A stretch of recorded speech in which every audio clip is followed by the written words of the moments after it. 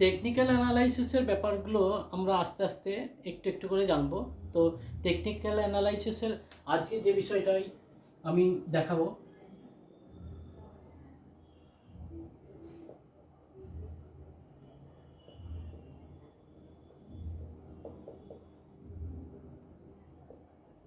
Technical অ্যানালাইসিসে আমি স্ক্রিনে বোঝানোর আগে একবার আবার বলে দিই। তো মার্কেট যখন উপর দিকে ওঠে তখন হাই আর হাই আর হাই আর লো, হাই আর হাই আর হাই আর লো ফরমেশন করতে করতে ওঠে।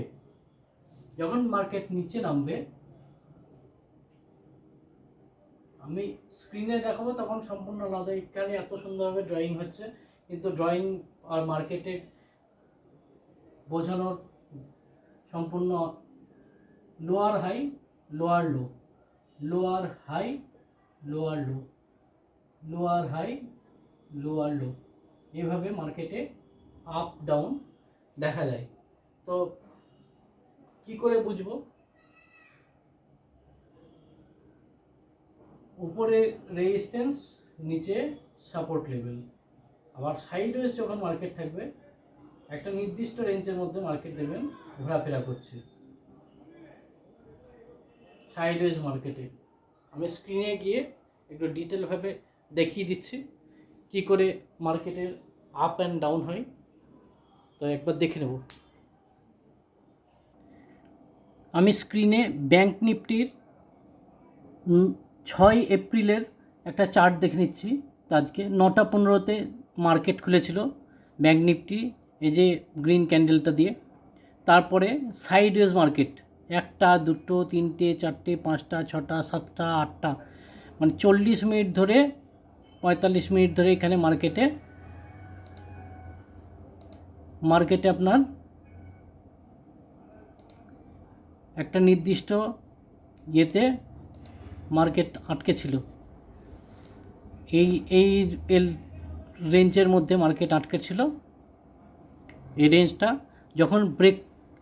যখন ব্রেক করে গেছে তখন আপসাইডে দেখুন এখানে এটা হাই আর হাই, এই পজিশানে এটা হাই আর লো, হাই আর লো করে উপরে উঠেছে। এখান থেকে যখন নিচে মার্কেট পড়েছে দেখুন লো আর হাই লোয়ার লো প্যাটার্ন এখানে তৈরি হয়ে গেল।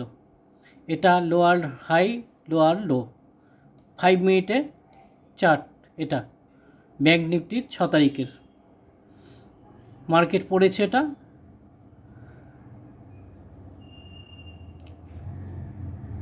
এখানে ট্রেন্ড লাইন যদি ড্র করা যায় তাহলে স্পষ্ট বুঝতে পারবেন উপর দিক থেকে মার্কেট এভাবে পড়েছে।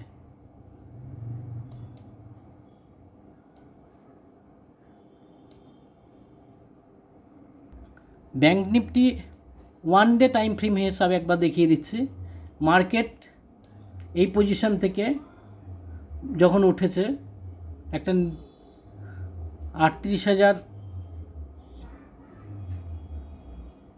37,530 থেকে দেখুন 37,550 থেকে উপর দিকে উঠছে। এখানে হাই আর হাই হাই আর লো, হাই আর হাই হাই আর লো করতে করতে উপরের দিকে মার্কেট গিয়েছে। তার ঠিক পরেই 44,000 যখন পৌঁছেছিল, 44,000 পর থেকে মার্কেট ডাউনফল শুরু হয়। তারপরে lower high lower low, lower high lower low pattern তৈরি করে মার্কেট নিচের দিকে এসেছে। Lower high lower low, lower high lower low, নিচের দিকে ডাউনফল একটা নির্দিষ্ট দিকে দেখতে পাচ্ছি আমরা। ট্রেন্ড লাইন সাপোর্ট নিয়ে নিচের দিকে মার্কেট পড়েছে। ট্রেন্ড লাইন একবার ব্রেক করার চেষ্টা করছে, আবার রিটেস্ট করে উপর দিকে যদি যায় তো মার্কেট একটা উপর দিকে মুভমেন্ট, এগুলো আস্তে আস্তে আরও জানবো আমরা।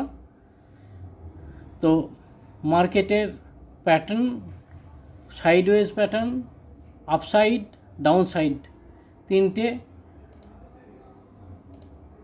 ইন্ট্রাডে ক্ষেত্রে আমরা 5 মিনিটের ক্যান্ডেল এন্ট্রি এক্সিট করব, অ্যানালাইসিস করব, 1 day 1 hour 30 minute 15 minute time ফ্রেমে অ্যানালাইসিস করব, আর 5 মিনিটে এন্ট্রি এক্সিট করব।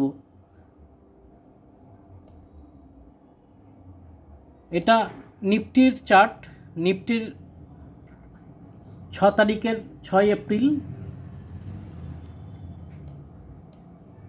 এটা 9টা 15তে মার্কেট খুলেছিল।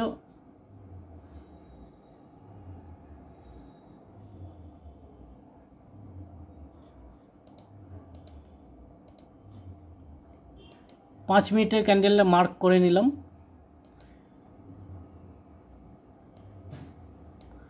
পাঁচ মিনিটের ক্যান্ডেল এটা যখন ব্রেক করে গেল ওপরের দিকে, ভালো করে নির্দিষ্ট লক্ষ্য করুন, এটা সাইডওয়েজ মার্কেট ছিল একটা অনেকক্ষণ ধরে, 1টা 2টো 3টে 4টে 5টা 6টা 7টা 8টা 9টা 45 মিনিট ধরে সাইডওয়েজ মার্কেট থাকার পরে ব্রেকআউট দিয়েছিল ওপরের দিকে। ব্রেকআউট দেওয়ার পর মার্কেট হাই আর হাই, হাই আর লো ফরমেশন করতে করতে উপরের দিকে উঠেছিল।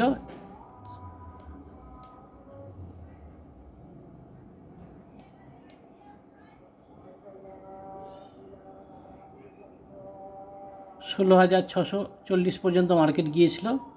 তারপরে ওখান থেকে আবার নিচের দিকে লোয়ার হাই লোয়ার লো করে নিচে নেমেছে। আবার ঘটনা দাঁড়িয়ে যাচ্ছে, যতক্ষণ না মার্কেটে ঢুকবেন, যতক্ষণ না মার্কেটে শিখবেন, তখন আস্তে আস্তে ক্লিয়ার হতে থাকবে ব্যাপারগুলো।